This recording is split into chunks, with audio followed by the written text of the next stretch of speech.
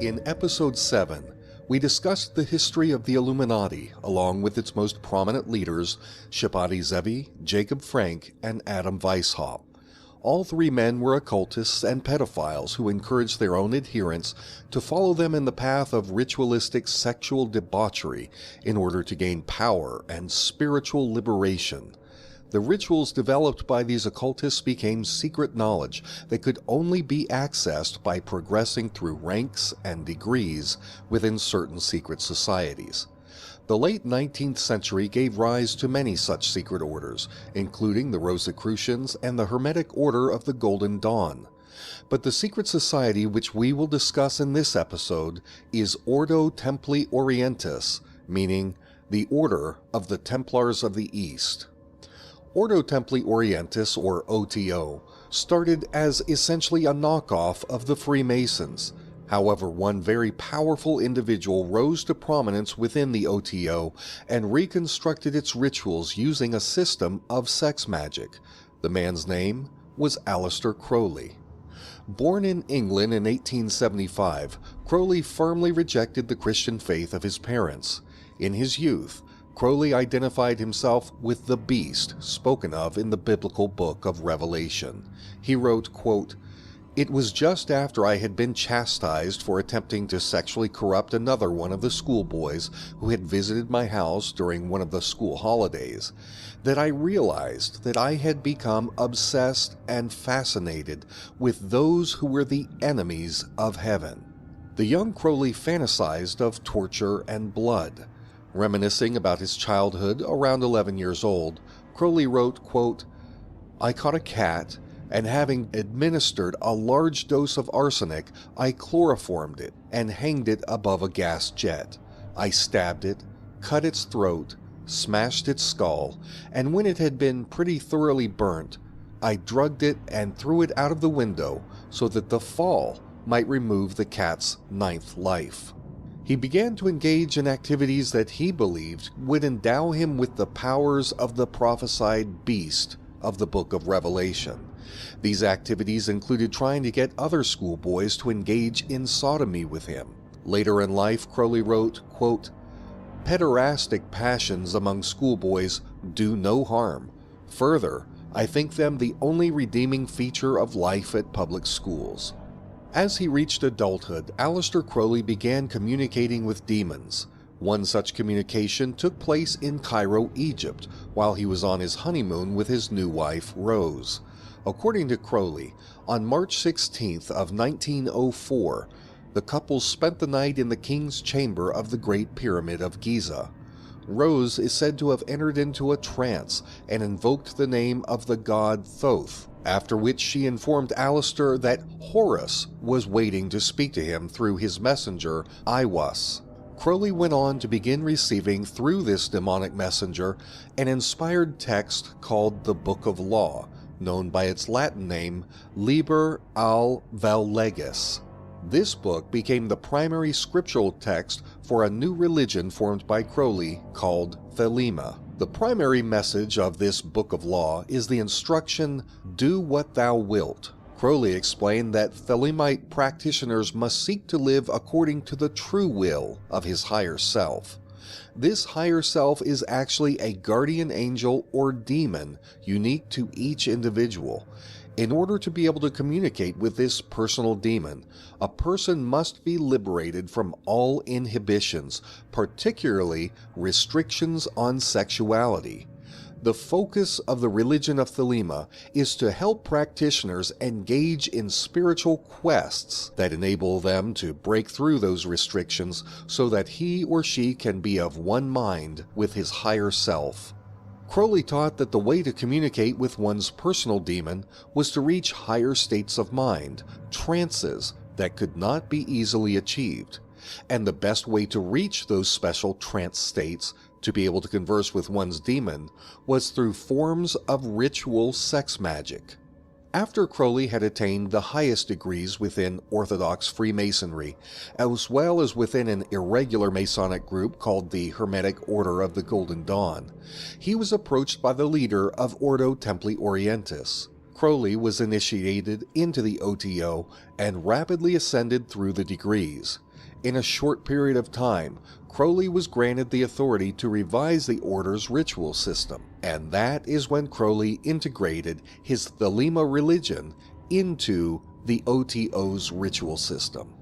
It should be noted that before his death in 1947, Crowley reveled in his notoriety as the wickedest man in the world. And that wickedness is clearly demonstrated by the ritual worship system that he created. These rituals stun the senses of any normal person. The intent of the rituals was to cause the individual to reject any belief in the concept of sin or care. A similar concept of banishing care is the central message of the opening cremation of care ceremony at the annual Bohemian Grove retreat. The truth is that a core tenet these various secret societies have is the abandonment of restrictions on morality and fully embracing unbridled hedonistic pleasure.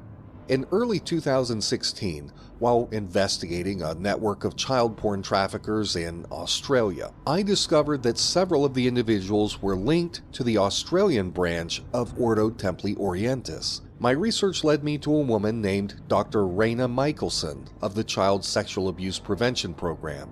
Dr. Michelson had discovered that a highly organized pedophile ring was operating in Australia and had been in operation since the 1970s. She learned that the reason that the network had never been shut down was because a particular secret society had managed to compromise scores of police officials, judges, and high-ranking politicians.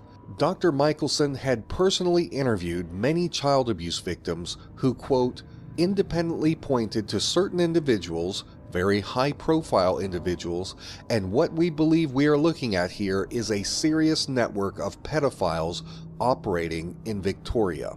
Dr. Michelson said that the reason that nothing was being done was because those who were charged with enforcing the law were themselves part of this secret society. She called the group a pedophile cult, but she also offered the public the group's formal name. It was Ordo Templi Orientis.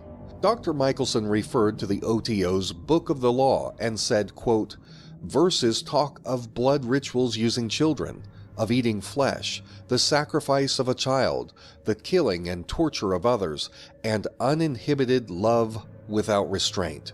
For her efforts in exposing the OTO pedophile network, Michelson found herself on the receiving end of a lawsuit by the OTO. The group claimed that their religious beliefs are protected by law and that Michelson's rhetoric constituted defamation and religious hate speech. I sat in my chair after reading Michelson's claims, comparing her statements with what I had already learned about the men I was investigating. I concluded that I needed more information, and I went looking for people with insider knowledge about the rituals of OTO. Not long after, I came into contact with a former member of the order. I was sent a file containing the book of rituals used by the OTO. The copy I received was nearly 200 pages long. One of the Australian pedophiles I was investigating had been convicted for producing tens of thousands of graphic child porn images. The man's wife had left him after walking into her bedroom and finding her husband masturbating in bed next to their small daughter. At first, I couldn't understand how any man could do such a terrible thing, but when I read the ritual book, I came to understand that Thelema practitioners believe that they are granted increased power as a result of sexually defiling that which is innocent and pure. Remember, for many of these people, pedophilia is a means to an end, not the end itself. The end sought for is an increase in personal power, manifested in whatever form the practitioner is seeking. They may desire greater wealth to feed their envy of others who have more than they do, or greater wealth to be able to satisfy their gluttony for material possessions. They may seek increased power to give them greater fame or celebrity status to feed their pride or vanity. Some desire greater power for the sake of wrath, to punish someone out of feelings of hate or anger. And certainly there are those who truly are so full of sexual lust that they simply want the power to free themselves from all sense of moral restraint or concern for their victims. In other words, they want to banish dull care and to be set free to pursue their lusts without being pricked by their own consciences. Regardless of the individual goal, the ritual path created by Aleister Crowley's Ordo Templi Orientis guides the practitioner toward the achievement of their sinful goals. Crowley starts initiates out with seemingly innocent rituals. As with other secret societies, all of the OTO rituals are conducted in front of other members. Nudity is eventually introduced into the rituals. Another level up includes masturbation, then heterosexual sex, then homosexual sex. Because homosexuality is so contrary to both the laws of God and of nature, they are celebrated at the highest levels of the order.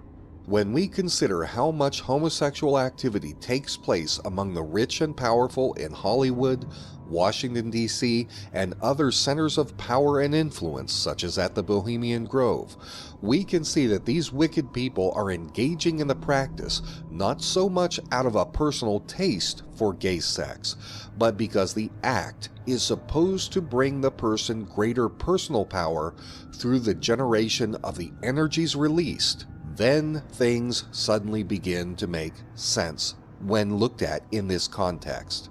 Aleister Crowley arranged the OTO's sex rituals in such a way that they become progressively more wicked. According to Crowley, the more wicked the sex act, the more the practitioner is liberated and the greater the power that the practitioner is given. In episode 8, we discussed how the secret society operating among the medieval Knights Templar was engaging in worship of an old god called Baphomet. This is the same god that is worshipped during the OTO rituals. So who is the god Baphomet, and what is the connection between the worship of Baphomet and the ritual sex abuse of children? As understanding this connection can help to explain the seemingly unexplainable self-justifications of these abusers, we will answer that question in detail in episode 10. I will explain the role of Baphomet in these rituals, reading excerpts from the OTO ritual book as they prepare children for sacrifice. And in episode 11, we will go even deeper into the rituals of the order. We will go step by step through a few of the order's rituals, and we will discuss the method by which these Satanists try to imbue the bodies of little children with the spirits of demons from beyond the veil. Pizzagate is not about a pizza restaurant or any particular individual. It is about a network of elites who make use of child trafficking rings to provide them children in order to satisfy both their lusts for sex as well as their lusts for greater power, power which they believe is granted to them by satisfying the cravings of dark entities. Join me next time as we turn the spotlight of truth upon those entities and their human pawns, bringing them and their evil deeds out of darkness and into the light.